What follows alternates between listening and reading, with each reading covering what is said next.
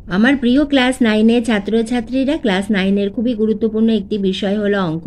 আজ আমি তোমাদের কাছে নিয়ে এসেছি তোমাদের তৃতীয় পার্বিক মূল্যায়ন একটি স্কুলের অঙ্কের প্রশ্নপত্র এবং এটি নমুনা প্রশ্নপত্র। এই প্রশ্নটাই কিন্তু তোমাদের আসবে না, কিন্তু এখান থেকে অনেক প্রশ্নই তোমরা কমন পাবে। অতি অবশ্যই এই প্রশ্নপত্রটা তোমরা প্র্যাকটিস করো এবং তোমরা পরীক্ষা দিও, দেখো যে তোমরা কত পাচ্ছ।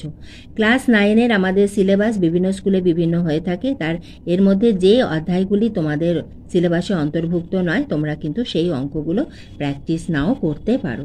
তাহলে এসো দেখে নিই ক্লাস 9-এর একটি স্কুলের অঙ্কের প্রশ্নপত্র। বিভাগ ক, একের দাগে সঠিক উত্তরটি নির্বাচন করে লেখো। এখানে মোট রয়েছে 14টি MCQ। এর মধ্যে যে অঙ্কগুলি তোমাদের সিলেবাসের অন্তর্ভুক্ত তোমরা সেই অঙ্কগুলো প্র্যাকটিস করে যেও। এই ধরনের অঙ্কই তোমাদের আসবে। প্রতিটি অঙ্ক খুবই ইম্পর্টেন্ট এবং তোমাদের যে MCQ থাকবে, তোমাদের যে বিভিন্ন তোমাদের অঙ্কের যে ভাগ রয়েছে বীজগণিত, পাটিগণিত, জ্যামিতি, ত্রিকোণমিতি, পরিমিতি, রাশিবিজ্ঞান, প্রতিটি থেকেই কিন্তু তোমাদের ছোট প্রশ্ন অর্থাৎ MCQ এর প্রশ্ন থাকবে। 2-এর দাগের নিচে প্রশ্নগুলির উত্তর দাও, এগুলি 2 মার্কসের অঙ্ক। এখানেও তোমাদের প্রতিটি ভাগ থেকেই কিন্তু প্রশ্ন থাকবে। তোমরা 2 মার্কসের অঙ্কগুলি দেখছো।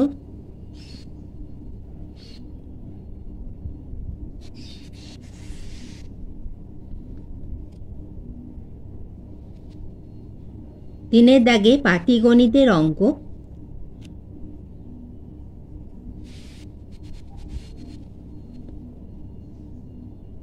এরপরে দেখে নাও বীজগণিতের অঙ্ক। উৎপাদকে বিশ্লেষণ করো, দুইটি খুবই ইম্পর্টেন্ট। 6-এর দাগে লেখচিত্রের সাহায্যে প্রদত্ত সমীকরণ দুটির সমাধান করো। 7-এর দাগে সমাধান করো। 8-এর দাগে সমীকরণ গঠন করে সমাধান করো। এই প্রশ্নগুলোর মধ্যে যেগুলো তোমাদের সিলেবাসের অন্তর্ভুক্ত অধ্যায়গুলি তোমরা কিন্তু প্র্যাকটিস করো।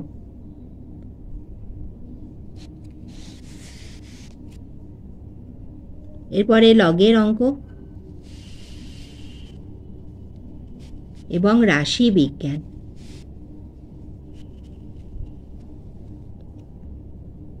12 দাগে রয়েছে উপপাদ্য। প্রমাণ করো যে ত্রিভুজের মধ্যমা 3টি সমবিন্দু এর সঙ্গে অথবাতে রয়েছে কোনো ত্রিভুজ ও কোনো সামান্তরিক একই ভূমি ও একই সমান্তরাল সরল রেখা যুগলের মধ্যে অবস্থিত হলে ত্রিভুজের ক্ষেত্রফল সামান্তরিক আকার ক্ষেত্রের ক্ষেত্রফলের অর্ধেক হবে, তাহা প্রমাণ করো। উপপাদ্যের সময় অতি অবশ্যই তোমাদের যেভাবে রয়েছে প্রদত্ত অঙ্কন প্রমাণ সমস্ত ঠিক সেইভাবে লিখেই তোমরা করো, তাহলেই কিন্তু তোমরা পেয়ে যাবে ফুল মার্কস। 13-র দাগে হলো জ্যামিতির প্রয়োগ। আমাদের জ্যামিতির প্রয়োগ সাধারণত উপপাদ্যের অধ্যায়গুলির মধ্যে থেকেই এসে থাকে। 14-র দাগে হলো সম্পাদ্য এবং এখানে শুধুমাত্র অঙ্কনটা করবে, অঙ্কন প্রণালী লেখার কোনো প্রয়োজন নেই, অর্থাৎ কিভাবে তোমরা আঁকলে সেই পদ্ধতি আমাদের বইতে যেভাবে লেখা রয়েছে সেভাবে কিন্তু লেখার কোনো প্রয়োজন নেই। খুব সুন্দর করে পেন্সিল, স্কেল, কম্পাস দিয়ে সুন্দর করে আঁকবে এবং পরিষ্কার যেন হয় এবং সেখানে ABCD যে নাম সেটা দিয়ে কি আঁকলে সেটা তোমরা লিখে দেবে।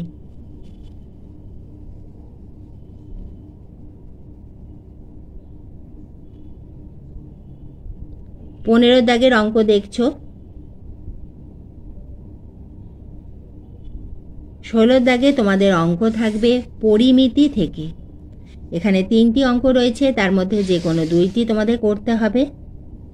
প্রতিটি অঙ্ক খুবই ইম্পর্টেন্ট, তোমরা অতি অবশ্যই অঙ্কগুলো প্র্যাকটিস করো যেগুলো তোমাদের সিলেবাসে রয়েছে। এইভাবে কিন্তু আমি তোমাদের প্রশ্নপত্র দিতেই থাকবো। ভিডিওটি এতটুকু উপকারে এলে একটা লাইক করে দিও এবং তোমাদের ক্লাস 10-এও আমি এইভাবে তোমাদের প্রশ্নপত্র, বিভিন্ন স্কুলের প্রশ্নপত্র তার উত্তরসহ ভিডিও দেব এবং কখনো তোমাদের ফার্স্ট ইউনিটের, সেকেন্ড ইউনিটের টেস্ট বা ফাইনাল পরীক্ষার সাজেশনও এই চ্যানেল স্টাডি ফর এডুকেশানে পেয়ে যাবে। তুমি যদি চ্যানেলে নতুন হয়ে থাকো, স্টাডি ফর এডুকেশান চ্যানেলটিকে সাবস্ক্রাইব করে রেখো।